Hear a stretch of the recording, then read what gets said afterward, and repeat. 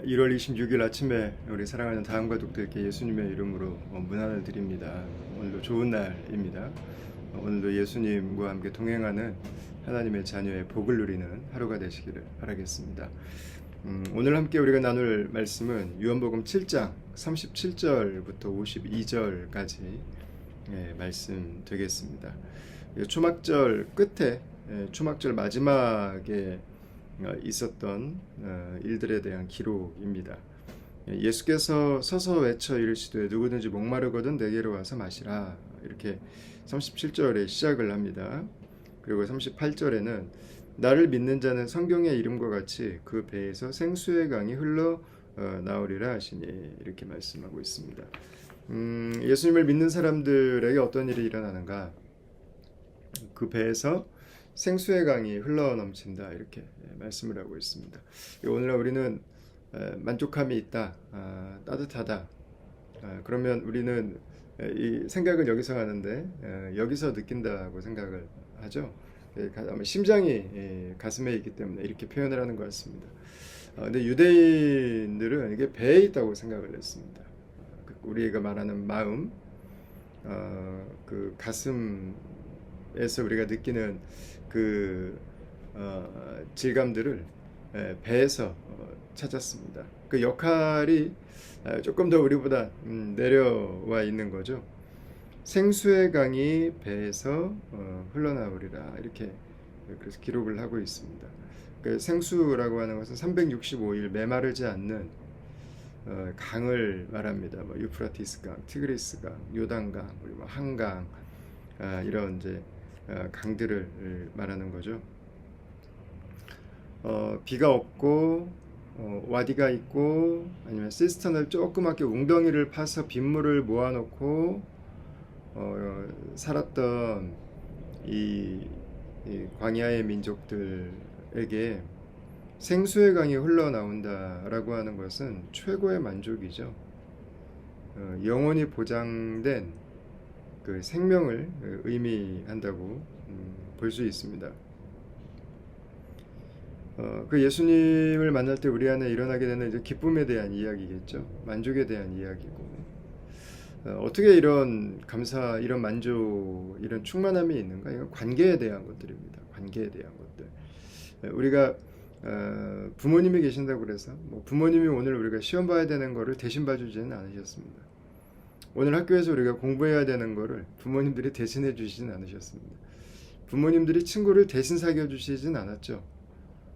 그러나 부모님이 계시기 때문에 우리가 얻을 수 있었던 우리의 삶의 유익, 우리의 정서적인 유익, 그리고 영적인 유익은 이루다 말로 할 수 없는 것들입니다. 내가 살아오면서 내가 감당해야 되는 부분들이 분명히 있죠. 부모님이 이걸 다 해주신다면 그 부모님도 지혜롭지 않으신 거죠. 자녀들이 하나씩 감당해 나갈 수 있도록 조금 더 타스크들을 스스로 풀어갈 수 있도록 해줘야죠. 여러분, 그러나 그 부모님이 함께 계시다고 하는 것만으로 엄청난 힘을 얻게 되는 거죠. 이건 친구도 마찬가지고, 우리가 살아가는 사회 기반 시설도 마찬가지고, 우리 교회 공동체도 여러분 마찬가지죠. 하나님께서 우리에게 함께하고 계신다라고 하는 것이 바로 이런 것입니다. 우리의 존재의 근원을 알고 있다고 하는 것, 우리 삶을 처음부터 마지막까지 주관하시는 분을 알고 있다고 하는 것, 우리가 돌아갈 곳에 그 통치자를 알고 있다고 하는 것은 여러분 우리의 삶이 다른 차원으로 가는 걸 의미하는 겁니다. 게다가 우리의 삶이 오늘 하루하루의 삶이 그분과 연동돼서 연결돼서 살아가는 삶이다 라고 하는 건 내 삶이 아무것도 없는 곳에서 홀로 살아가는 것 같은, 그냥 우리끼리만 잘 살면 된다고 느끼는 것과는 전혀 다른 문제인 거죠. 만약에 하나님이 없다고 느끼는 사람들이 갖게 되는 마음이 무엇입니까? 목마른 것입니다. 목마른 거죠. 허기진 거죠. 배고픈 겁니다. 옷을 못 입고 있는 거죠. 헐벗은 거죠. 그래서 이런 사람들이 누릴 수 있는 게 뭡니까? 울 수 있습니다. 목마르기 때문에 헐떡거릴 수 있습니다. 주님 앞에서 울부짖을 수 있죠. 때로는 부르짖고 하나님 앞에 나와서 자신을 나타낼 수 있죠. 하나님의 필요함을 하나님의 도우심이 필요함을, 하나님의 내 삶을 인도하고 계신 것을 발견하는 계기가 될 수 있는 거죠. 여러분, 그때 이 본물 터지듯이 그분의 은혜가 우리의 삶에 쏟아져 들어오는 거죠. 그분과의 관계가 열리게 된 겁니다. 회복된 것입니다. 그 말씀을 하고 있는 것입니다. 그리고 우리가 이것을 날마다 누리는 것이 이제 성령 안에서 이루어지게 되죠. 우리가 예수님을 믿을 때 성령이 우리에게 부어지고, 우리가 성령 안에서 예수님께서 지금 나와 함께하고 계시는 거구나, 내가 내 삶이 지금 하나님의 임재 가운데 있는 삶이구나라는 것을 알게 되는 거죠. 그래서 내 배에서 생수의 강이 흘러 넘치는 것이 1년 365일 24시간 어느 곳에 있든지 우리가 무엇을 하든지 동일하게 있는 거죠. 우리의 가정, 그리고 여러분들의 캠퍼스, 그리고 여러분들의 일터, 오늘 우리가 만나는 많은 사람들과 하는 모든 일들 속에서 여러분, 이 말씀은 예스죠. 우리 그 주님과 함께 동행하는 복된 은혜가 있는 하루가 되시기를 바라겠습니다. 자, 근데 40절부터 44절 말씀까지 보면 이 예수님께서 우리에게 이 하나님 안에 살아가는 그 막혀있던 담들을 허물어 주시고 그 길이 되어 주신 분이신데, 우리의 그리스도시고 우리의 메시아신데, 40절부터 보시면 예수님에 대한 여러 가지 평가들이 따릅니다. 어떤 사람은 선지자, 어떤 사람은 그리스도. 어떻게 그리스도가 갈릴리에서 나오냐? 예수님이 갈릴리에 오래 사셨으니까. 갈릴리라고 하는 도시가 가지고 있는 이미지는요, 변방 도시입니다. 변방 도시. 이민족의 문화와 믹스업되어 있는 도시. 그래서 사마리아만큼은 아니지만 뭔가 약간 0.5의 느낌이 있죠. 0도 아니고 1도 아닌 그 중간에 있는 어중간한 곳이었습니다. 예루살렘에서 거리상으로도 좀 떨어져 있기도 하고, 실제로 이방인들이 많이 살기도 했고, 그리고 반역의 운동들이 아주 강력하게 일어났던 그런 지역이기도 하죠. 그 예수님 그 자라나셨던 지역 논쟁이 막 붙기도 하고, 무리들 중에서 예수님에 대해서 이렇게 논쟁들이 계속 붙습니다. 오늘날에도 마찬가지죠. 예수님을 멀리서 이렇게 흐릿하게 보면 예수님을 잘 모릅니다. 사람인데 왜 하나님이라고 하는지, 왜 하나님이신데 왜 자꾸 사람이라고 얘기를 하는지, 이 얘기들이 자꾸 나와요. 어떤 분들은 구제하는 분이다, 어떤 분들은 치유자다, 독립운동가다, 유대교 부흥운동을 하셨던 분이다, 인권운동을 하셨던 분이다, 이런 여러 가지 예수님에 대한 이야기들을 하죠. 디베이팅이 계속 있습니다. 2000년이 지나도록 이 디베이팅이 멈추지를 않고 있네요. 44절에 보면 그 중에는 그를 잡고자 하는 자들도 있으나 손을 대는 자는 없었더라 그랬어요. 근데 이게 그냥 물리적으로만 잡는 게 아니라 영적으로도 그래요. 예수님이 누구신지를 좀 내가 좀 알고 또 딱 좀 잡고 싶은데 못 잡습니다. 어떤 게 맞는지를 모릅니다. 자, 45절 말씀부터 보시면 여기에는 이제 예수님을 만난 두 부류의 사람들이 나옵니다. 예수님을 만난 두 부류의 사람들. 첫 번째 부류의 사람들은 아랫사람들이죠. 대제사장들과 바리새인들의 하인들입니다. 예수님을 잡아오라 그랬는데 못 잡아온 거죠. 왜 못 잡아왔냐 그랬더니 46절에 말합니다. 아랫사람들이 대답하되 그 사람이 말하는 것처럼 말한 사람은 이때까지 없었나이다 하니. 그러니까 예수님의 그 비범함에, 예수님의 가르침의 놀라움에 이분이 뭔가 분명히 다른 걸 알고 있었던 거죠. 여기 선지자 아니냐, 그리스도가 아니냐라고 토론하는 그 무리들 중에 이제 이분들이 있었던 겁니다. 그랬더니 이제 바리새인들이 말하죠. 너희도 미혹되었느냐 이렇게 말합니다. 거짓에 붙들리면 미혹이죠. 근데 진리에 붙들리는 것은 미혹이라고 하지 않습니다. 이것은 깨달음이라고 하죠. 이것은 드디어 보기 시작한 거죠. 이것은 드디어 있어야 될 자리에 있게 된 거죠. 그러니까 이 아랫사람들은 뭐라고 말하지 못합니다. 그들의 힘 때문이겠죠. 그러나 지위나 힘이 약하다고 해서 말하지 못하는 것은 아닙니다. 우리 성경에서도 가장 대표적으로 이스라엘 백성들 중에서 예수님을 만났던 사람들은 로마 제국의 식민 국가였음에도 불구하고 그들은 로마에 복음 전하는 것을 서슴지 않습니다. 그들은 주저하지 않습니다. 이분들에게 있어서는 진리에 대해서 조금씩 알아가고는 있지만 아직 확신이 없었던 거겠죠. 자, 48절 당국자들이나 바리새인 중에 그를 믿는 자가 있느냐 하고 이렇게 주변도 좀 한번 보고, 그리고 49절입니다. 율법을 알지 못하는 이 무리는 저주를 받은 자로다 이렇게 기록합니다. 율법을 알지 못하는 이 무리, 예수님과 아니라 그를 따르는 무리를 말을 하는 거겠죠. 율법을 누가 모르고 있는가? 예수님은 지금 계속 말씀하고 계셨어요. 안식일에 병을 고치는 것들을 비난하는 것들을 보면서 당신들이 안식일을 알고 있는가? 안식일에 양도 웅덩이에서 구출하고 안식일에 할례도 행하면서 왜 죽은 사람을, 왜 죽은 것 같은, 왜 고통당하는 하나님의 백성이 회복되는 것은 하면 안 되는 것인가? 그러니까 율법을 모른다고 했는데 도대체 누가 모르는 것인지. 그러니까 이들의 모습에서 볼 수 있는 한 가지는 저는 겸손인 것 같아요. 우리가 다 모르죠. 뭐 우리가 어떻게 여러분 다 알겠습니까? 한 사람의 지식이 뭐 이 세상 전체 지식의 총합을 놓고 본다면 얼마나 되겠어요? 점 하나 찍을 수 있는 사람이 없죠. 마찬가지죠.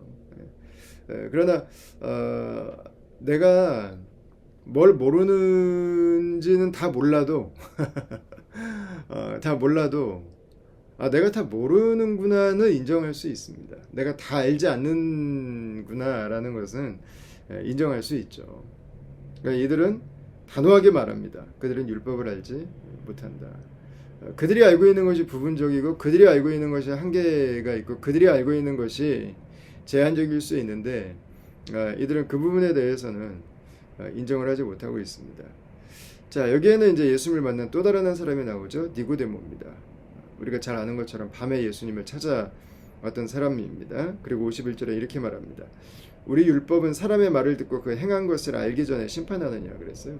그러니까 말 듣고 행한 것도 좀 봐라는 말이죠. 니고데모가 예수님을 찾아와서 했던 말이 기억나죠. 당신이 행하는 것을 보니까 하나님께서 보내신 분이 맞는 것 같습니다. 그 얘기를 하죠. 니고데모는 예수님의 행하신 일에 계속 집중하고 있었습니다. 계속 관심을 가지고 있었습니다. 그리고 예수님께서 하나님께서 보내신 분이라고 하는 것을 알고 있었습니다. 그러니까 니고데모도 중립적인 자리에서 완곡하게 지금 자신을 표현해내고 있습니다. 그러니까 아랫사람들이 첫 번째 단계일 것 같고요. 깨달아가지만 뭔가 확실하게 말은 못하겠고, 니고데모는 뭔가 알고는 있는데 사회적인 자리나 지위나 사내들인 그 같이 일하는 동료들과의 관계 뭐 이런 것들 때문에 한순간에 이런 모든 것들을 다 버리지 않고 천천히 할 수 있다면 모두가 다 함께 예수님을 알기 원하는 그런 마음들이 그 안에 있지 않았나 싶습니다. 자, 그 다음 단계가 뭘까요? 이제 52절 말씀을 보시면 마지막입니다. 그들이 대답하여 이르되 너도 갈릴리에서 왔느냐? 찾아보라. 갈릴리에서는 선지자가 나지 못하느니라 하였다. 그랬어요. 이제 이 사람들이 하는 말입니다. 너도 갈릴리에서 왔느냐? 그러니까 이들이 마음에 가지고 있는 그 벽은 한 가지가 있는 거예요. 예수님의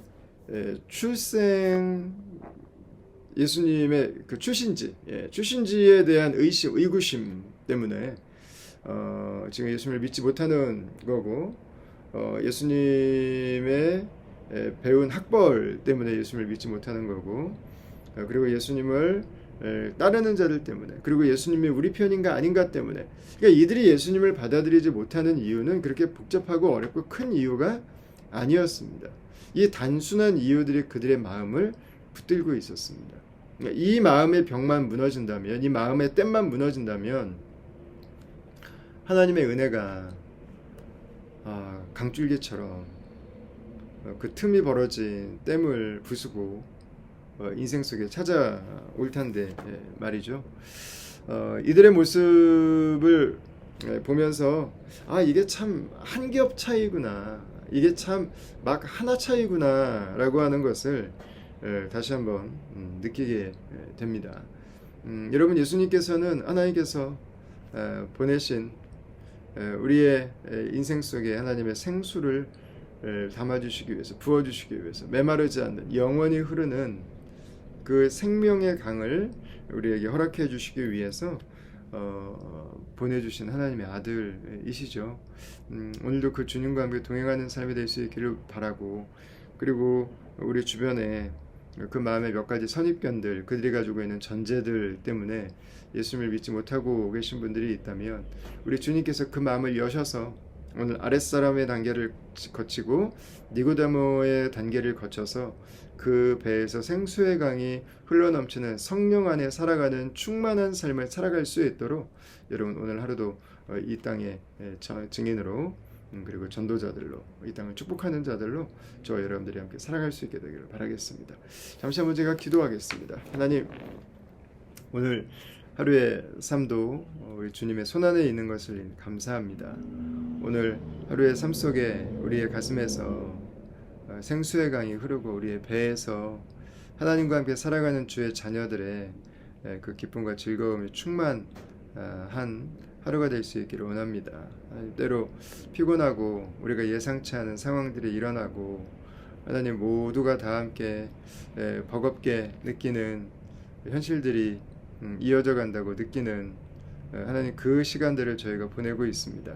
하나님, 오늘 하루도 우리의 상황에 우리가 눌려있지 않고 우리의 고개를 들어서 주를 보게 하여 주시고, 우리에게 숨쉬게 하시고, 우리에게 새로운 영을 부어주시고, 우리에게 새로운 마음을 주시는 주님 안에서 하나님, 이전의 것들은 십자가 앞에 내려놓고 주님께서 우리에게 주시는 새 삶으로 하나님, 오늘 하루도 살아갈 수 있도록 역사하여 주시옵소서.